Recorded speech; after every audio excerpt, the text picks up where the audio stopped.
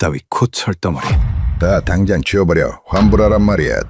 피를 토하는 아랍 사령관의 절규가 나토 정보국의 새벽 정적을 날카롭게 찢었습니다. 위성 모니터 속 사막에는 수조 원짜리 중국제 무기들이 처참히 불타오르고 있었죠. 아시아의 지배자를 자처하던 베이징은 중동 하늘을 장악했다며 오만하게 웃었습니다.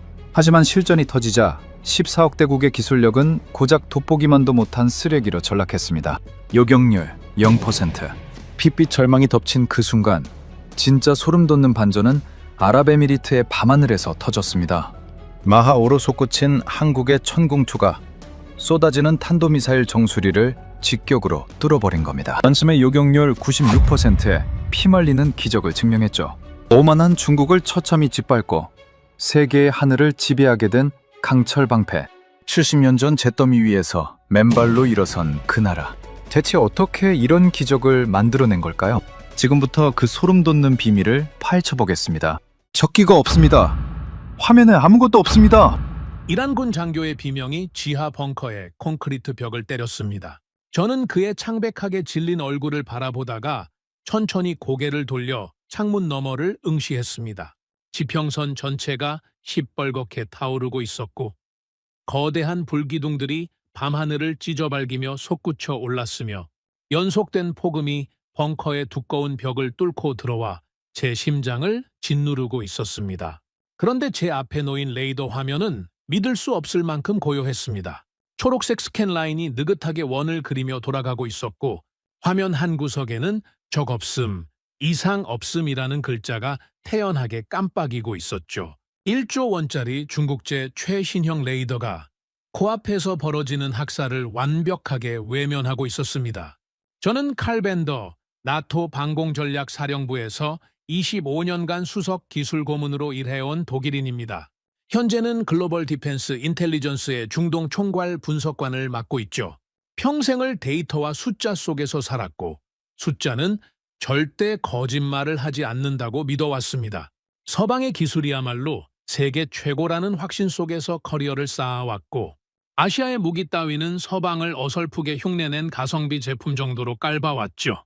그런 제가 2026년 2월 28일 이란, 테헤란 외곽의 지하 사령부에서 평생의 상식이 무너지는 광경을 목격하게 됩니다. 그날 밤 미국과 이스라엘 연합군이 이란의 핵시설과 군사 심장부를 향해 대규모 공습을 감행했습니다. 이란은 이 순간을 위해 천문학적인 예산을 쏟아부었죠. 중국제 방공 시스템, 중국이 전 세계 무기 박람회마다 자랑스럽게 내세우던 최신형 스텔스 킬러였습니다. 탐지 거리 500km, 동시 추적 표적 300개, 스텔스기 무력화 가능. 카탈로그에 적힌 숫자들은 현혹될 만큼 화려했고 이란은 그 숫자들을 철석같이 믿고 국가의 하늘을 통째로 맡겼습니다. 중국 카탈로그에 적힌 탐지거리 500km라는 숫자는 그저 잉크 낭비에 불과했습니다. 벙커 안은 순식간에 아수라장이 됐습니다. 장교들이 고함을 지르며 뛰어다녔고 무정위에서는 비명 섞인 교신이 끊이지 않았습니다. 미사일이 쏟아져 내리고 핵시설이 연쇄 폭발하는데 정작 1조 원짜리 레이더는 적 없음만 반복하며 느긋하게 돌아가고 있었죠. 요격률 0%. 단 한 발도 막지 못했습니다. 저는 25년간 수많은 시스템을 분석해왔지만 기계가 눈앞의 현실을 통째로 부정하는 광경은 난생 처음이었습니다. 기술이 아니라 사기극이었습니다. 국가를 상대로 저지른 거대한 사기극. 그날 밤 이란의 하늘은 종이장보다 얇았습니다. 국가를 지켜야 할 방패가 한순간에 고철로 전락했고 수조 원이 사막의 모래바람 속으로 허무하게 날아가 버렸습니다. 그 아수라장 속에서 저는 위성 데이터망을 통해 이웃 국가 아랍에미리트의 방공 현황을 몰래 들여다봤습니다. 같은 시각, 같은 하늘을 감시하고 있는데 그쪽 시스템의 화면은 완전히 달랐습니다. 이란 상공을 날아다니는 전투기와 미사일의 궤적이 1초 단위로 선명하게 찍히고 있었고 고도와 속도, 예상 비행 경로까지 정밀하게 산출되어 흘러가고 있었습니다. 시스템 화면 구석에 낯선 로고 하나가 푸른빛으로 빛나고 있었습니다. LIG X1, 처음 보는 이름이었습니다. 모두가 눈을 가리고 공포에 떨고 있을 때 사막 너머에서 조용히 하늘을 노려보고 있는 푸른색 시스템이 있었습니다. 그게 제 호기심의 시작이었습니다. 저는 그때까지 몰랐습니다. 그 작은 로고 하나가 중동의 판도를, 아니 전 세계 방산 시장의 지형을 완전히 뒤집어 버릴 거대한 쓰나미의 시작이라는 사실을요. 이란 사태의 충격파는 생각보다 훨씬 빠르게 퍼져나갔습니다. 중동 전역에 정보망이 들끓기 시작했고 저는 그 흐름을 실시간으로 추적하고 있었죠. 그런데 터져 나오는 소식들이 하나같이 기가 막혔습니다. 이란만의 문제가 아니었던 겁니다.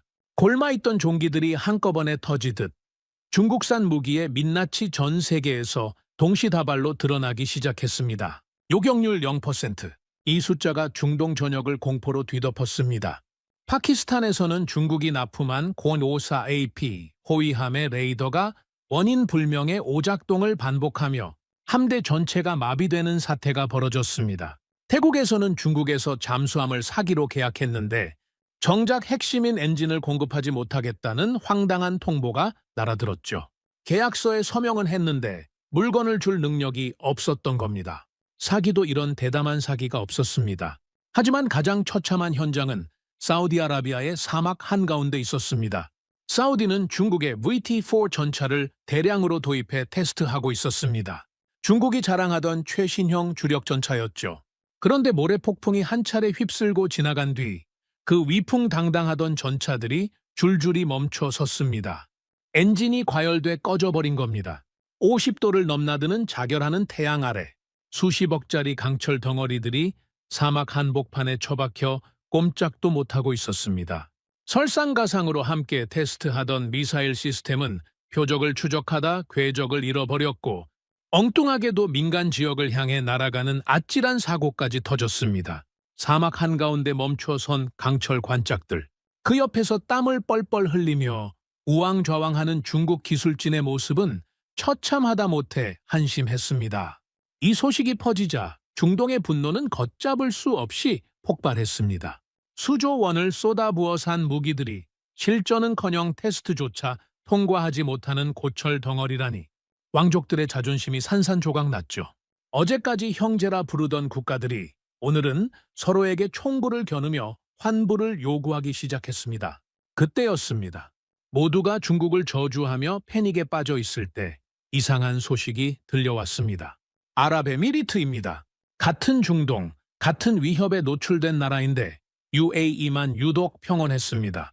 이란이 보복으로 쏘아 올린 탄도미사일과 드론이 UAE를 향해서도 날아들었는데 그쪽은 피해가 거의 없다는 겁니다.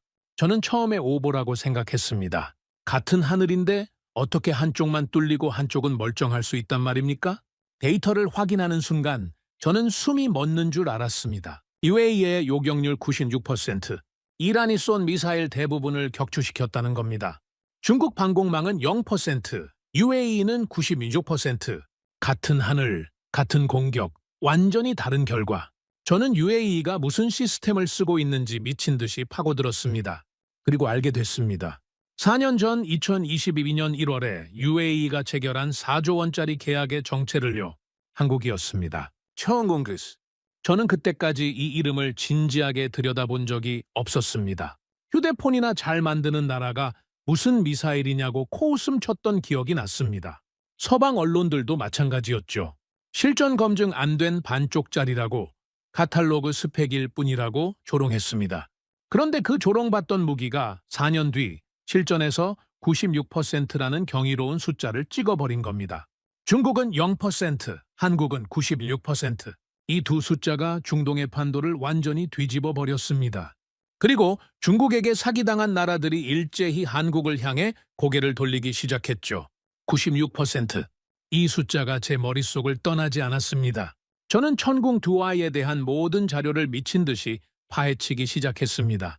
4년 전으로 거슬러 올라가야 했죠. 2022년 1월 UAE가 한국과 4조 원 규모의 계약을 체결했을 때 세상의 반응이 어땠는지 기억을 더듬었습니다. 조롱이었습니다. 철저한 조롱. 서방 방산업계는 코웃음을 쳤습니다. 미국 군사 전문 매체들은 실전 경험 전무한 반쪽짜리, 카탈로그 스펙만 화려한 아시아산이라며 깎아내렸죠. 유럽의 방산 로비스트들은 UAE 국방부를 찾아가 검증되지 않은 시스템에 국가의 하늘을 맡기면 후회할 것이라고 협박에 가까운 경고를 퍼부었습니다. 저 역시 그 대열에 있었습니다. 한국이 휴대폰이나 반도체는 잘 만들지 몰라도 미사일은 독일이나 미국 같은 기술 강국의 영역이라고 굳게 믿고 있었으니까요. 방위산업은 철저한 계급 사회입니다. 미국과 유럽이 귀족이라면 아시아는 영원한 하청업체여야 했습니다. 그런데 UAE는 그 조롱을 무시하고 한국을 선택했습니다. 당시 저는 아랍 왕족들이 제정신이 아니라고 생각했습니다. 왜 검증된 패트리어트를 놔두고 이름도 낯선 천궁이라는 무기에 국가의 운명을 거는지 이해할 수 없었죠.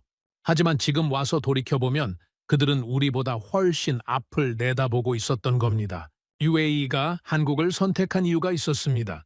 미국의 패트리어트는 성능은 좋지만 가격이 살인적이었고 기술 이전은 꿈도 꾸지 말라는 식이었습니다. 사려면 사고 말려면 말라는 거만한 태도가 기본이었죠. 유지 보수도 전부 미국 손을 거쳐야 했고 정치적 상황에 따라 부품 공급이 끊길 수도 있다는 리스크가 있었습니다. 반면 한국은 달랐습니다. 가격은 패트리어트의 절반 수준이었고 기술 이전과 현지 생산까지 열어줬습니다. 무엇보다 한국 엔지니어들의 태도가 완전히 달랐죠.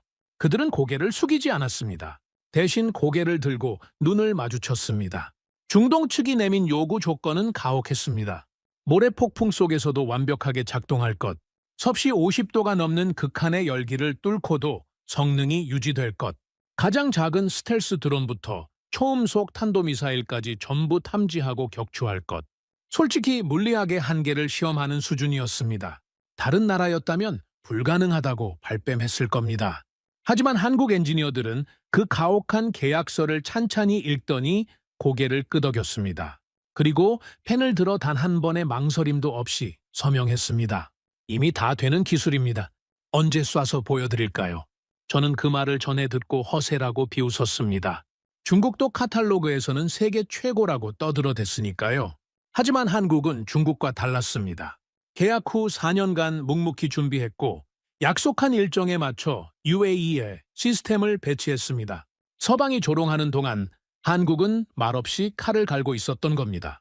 그리고 2026년 2월 28일 그 칼이 마침내 빛을 발했습니다. 이란이 쏘아 올린 탄도미사일과 드론이 UAE 하늘로 쏟아져 들어왔을 때 천궁 수리회는 단 한 번의 실수도 없이 위협을 격추시켰습니다. 요격률 96%. 4년 전 조롱받던 무기가 실전에서 경이로운 숫자를 찍어버린 겁니다. 같은 시각 중국 방공망을 믿었던 이란은 요격률 0%로 하늘이 뚫렸죠. 이것은 단순한 무기의 승리가 아니었습니다. 4년간 쌓아온 신뢰와 기술력의 승리였습니다. 저는 그제야 깨달았습니다. 내가 얼마나 오만했는지를요? 하지만 진짜 충격은 그 다음이었습니다. 천궁투레이가 어떻게 96%라는 숫자를 만들어냈는지 그 기술의 비밀을 파헤칠수록 저는 더 깊은 경외감에 빠져들었습니다. 저는 천궁투아의 기술 사양서를 입수해 밤새 분석했습니다. 25년간 방공 시스템만 파온 사람으로서 96%라는 숫자가 어떻게 가능했는지 도저히 납득이 안 됐기 때문이죠. 서방의 최신 시스템도 실전에서 그 정도 수치를 찍기는 쉽지 않습니다. 그런데 아시아의 신생 방상욱이 첫 실전에서 그런 숫자를 만들어냈다? 뭔가 비밀이 있을 거라고 확신했습니다. 그리고 저는 그 비밀을 찾아냈습니다. 첫 번째는 콜드 런칭 기술이었습니다. 보통 미사일은 발사대에서 화염을 내뿜으며 솟구쳐 오릅니다. 하지만 천궁 스와이는 달랐죠. 가스 압력으로 미사일을 수직으로 밀어 올린 뒤 공중에서 엔진을 점화하는 방식이었습니다. 이게 왜 중요하냐고요? 발사 순간 화염이 없으니 적외선 탐지에 걸리지 않고 발사대 손상도 최소화됩니다. 게다가 공중에서 방향을 자유롭게 틀 수 있어서 전방위 360도, 어느 방향에서 날아오는 위협이든 즉각 대응이 가능했습니다. 미사일이 허공으로 튀어올라 직각으로 꺾여 날아가는 모습은 마치 중력을 비웃는 것 같았다고 합니다. 두 번째는 다기능 레이더였습니다. 중국 레이더가 스텔스기의 난반사를 기상 노이즈로 오인해 스스로 삭제해버린 거 기억하시죠? 천궁2의 레이더는 정반대였습니다. 동시에 수백 개의 표적을 추적하면서 아무리 미세한 신호도 놓치지 않고 분류해내는 알고리즘이 탑재돼 있었습니다. 탐지하고, 추적하고, 조준하고, 발사 명령까지 내리는 모든 과정이 하나의 레이더에서 통합 처리됐죠. 반응 속도가 미국 시스템보다 2초나 빨랐습니다. 전장에서 2초는 생사를 가르는 시간입니다. 세 번째는 직격 요격 방식이었습니다. 보통 방공 미사일은 표적 근처에서 폭발해 파편으로 격추시킵니다. 하지만 청웅2I는 표적에 직접 충돌해서 파괴하는 방식이었죠. 바늘로 바늘을 맞추는 수준의 정밀도가 필요한 기술입니다. 이게 가능하려면 유도 시스템의 정확도가 상상을 초월해야 합니다. 이 정도 기술력이면 수백 명의 전문가 앞에서 공개 테스트를 해도 자신 있었을 겁니다. 아니, 오히려 그들은 그걸 원했을지도 모릅니다. 저는 데이터를 보면서 손이 떨렸습니다. 이건 가성비 좋은 짝퉁이 아니었습니다. 진짜 세계 최고 수준의 기술이었습니다. 그런데 더 충격적인 건 따로 있었습니다. 저는 한국의 방산 역사를 파헤치기 시작했습니다. 그리고 알게 됐죠. 한국은 70년 넘게 세계에서 가장 위험한 적과 마주하며 살아온 나라라는 사실을요. 휴전선 너머에는 수천 문의 장사정포와 수백 기의 미사일이 서울을 겨누고 있었습니다. 한국인들에게 방공 시스템은 카탈로그에 적힌 스펙이 아니었습니다. 가족의 생명이 걸린 문제였습니다. 그들은 남의 기술에 목숨을 맡길 수 없었던 겁니다. 그래서 직접 만들었습니다. 피눈물 나는 시행착오를 거쳐 수십 년간 기술을 축적하고 세계 최고 수준의 시스템을 스스로 완성해냈습니다. 서방이 조롱하는 동안 그들은 70년간 생존을 위해 칼을 갈고 있었던 겁니다. 청웅2I의 96%는 우연히 나온 숫자가 아니었습니다. 70년간 쌓아온 절박함과 집념의 결과물이었죠. 저는 책상에 앉아 한참을 멍하니 있었습니다. 평생 서방 기술이 최고라고 믿어왔는데 그 믿음이 완전히 무너지는 순간이었습니다. 독일의 정밀함이 자랑이라면 한국의 기술은 생존 본능의 결정체였습니다. 그리고 그 소식이 전 세계로 퍼져나갔습니다. 중국에게 사기당한 나라들이 일제히 움직이기 시작했습니다. 그들의 목적지는 하나였습니다. 대한민국. 청웅2I 실전 성공 소식이 퍼지자 중동 전역이 들썩였습니다. 저는 실시간으로 그 움직임을 추적했는데 며칠 전까지 중국 무기를 자랑하던 국가들이 갑자기 중국산 장비를 반납하고 있었습니다. 이라는 요격률 0%라는 치욕을 겪고 중국산 방공망 전량 폐기를 검토했습니다. 사우디아라비아는 테스트 중이던 중국 전차와 미사일 시스템을 전부 반송한다고 통보했습니다. 이라크, 카타르, 쿠웨이트까지 차례로 중국 방산 계약을 재검토하기 시작했습니다. 중국은 외교 채널을 총동원해 현지 운용 미숙이라 변명하고 가격을 절반으로 낮추겠다고 제안했습니다. 하지만 중동은 냉혹했습니다. 싸구려 관짝은 필요 없다. 내일 죽더라도 오늘 한국 무기를 사겠다. 사우디 국방장관이 회의장에서 한마디를 던졌습니다. 우리는 4년 전 한국을 비웃었다. 이제 그 대가를 치르고 있다. 저는 그 말에 소름이 돋았습니다. 사우디아라비아 국방장관이 직접 서울행 비행기에 올랐고 이라크 고위 군 관계자와 카타르 왕실도 한국 엔지니어 파견을 요청했습니다.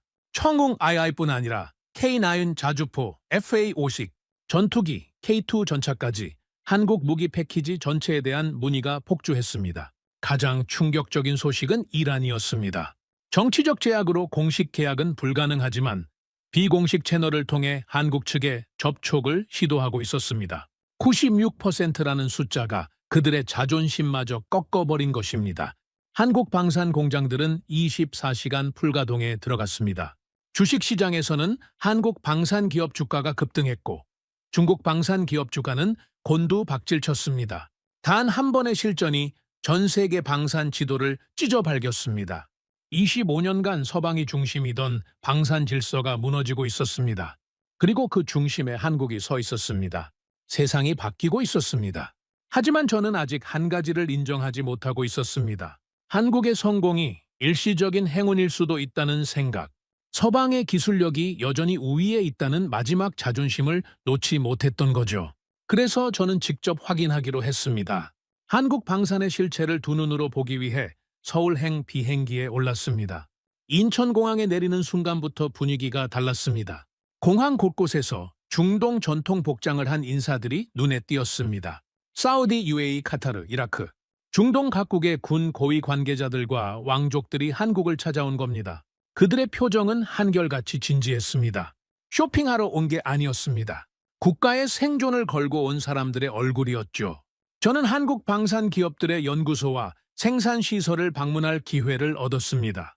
그리고 그곳에서 본 광경은 제 예상을 완전히 뒤엎었습니다. 연구소에 들어서자마자 느낀 건 열기였습니다. 비유가 아니라 진짜 열기요.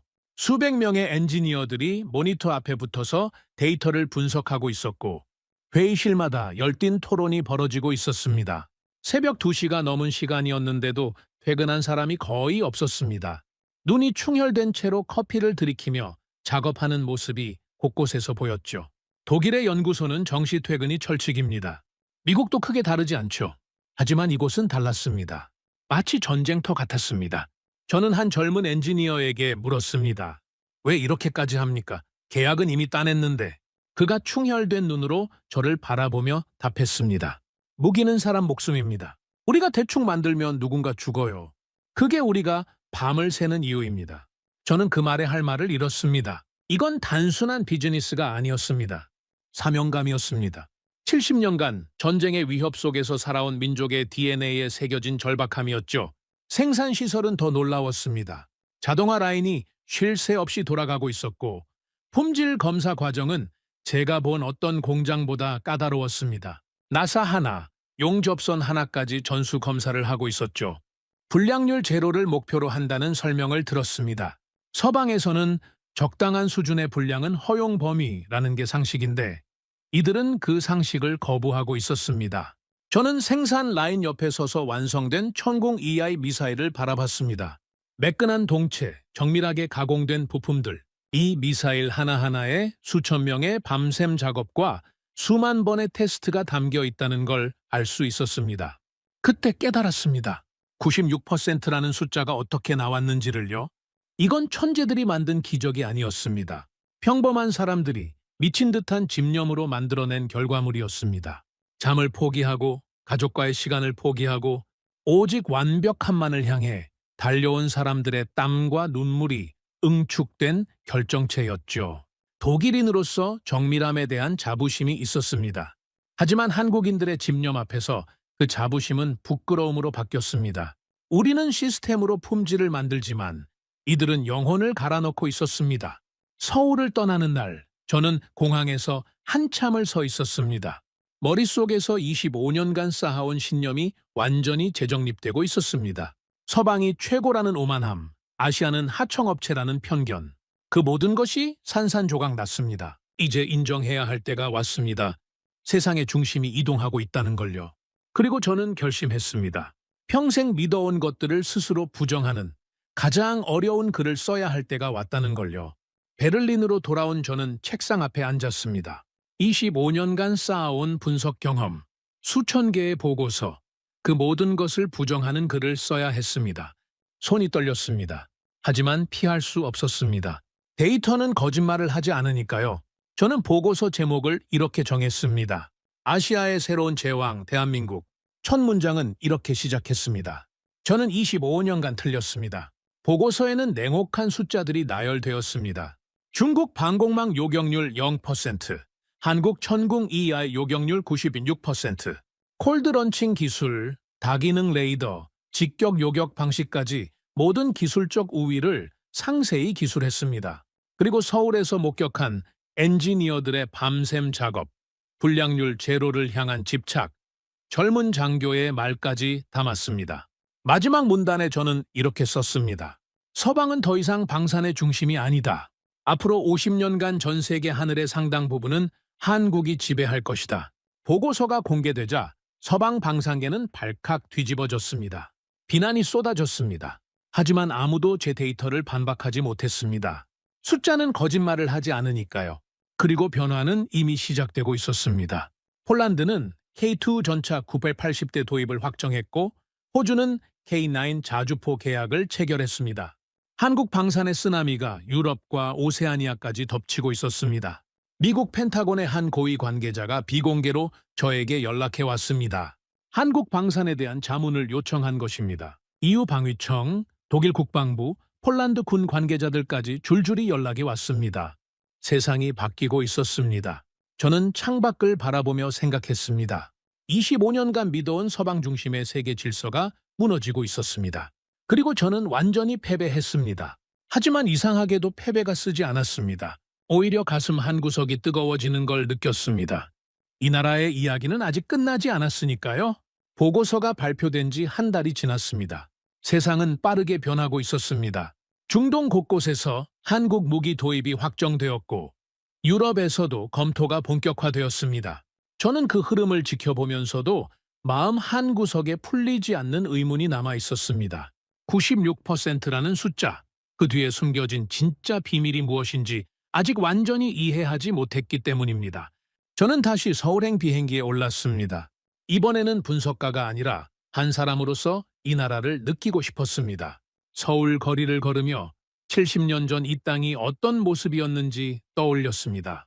잿더미 위에서 시작해 세계 최고의 방산 수출국이 된 나라, 그 여정이 얼마나 처절했을지 상상조차 어려웠습니다. 거리에는 군복을 입은 젊은이들이 지나갔습니다. 그들의 눈빛에는 70년 전 선배들과 똑같은 불꽃이 타오르고 있었습니다. 저는 용산의 전쟁 기념관을 찾았습니다. 그곳에서 한 노인을 만났습니다. 80이 넘은 육제 큐미보 참전용사였습니다. 그분은 저에게 전쟁 당시의 기억을 들려주셨습니다. 10살 때 맨발로 피난길을 걸었던 이야기, 부모님을 잃고 혼자 살아남았던 이야기, 그리고 군인이 되어 다시는 이 땅이 짓밟히지 않게 하겠다고 맹세했던 이야기를요. 다시는 내 자식들이 맨발로 도망치게 하지 않겠다고 다짐했어요. 그 다짐 하나로 평생을 살았습니다. 저는 그 순간 모든 것을 이해했습니다. 96%라는 숫자는 기술의 결과가 아니었습니다. 다시는 짓밟히지 않겠다는 한 민족의 맹세가 만들어낸 숫자였습니다. 수천 명의 엔지니어들이 밤을 새운 이유, 불량률 제로를 향해 집착한 이유, 그 모든 것의 뿌리에는 이 노인과 같은 세대의 눈물과 피가 있었습니다. 저는 서울을 떠나며 하늘을 올려다 보았습니다. 그 하늘 어딘가에서 한국의 미사일이 중동의 하늘을 지키고 있었습니다. 70년 전 맨발로 도망치던 소년의 나라가 이제 세계의 하늘을 지키는 방패가 되었습니다.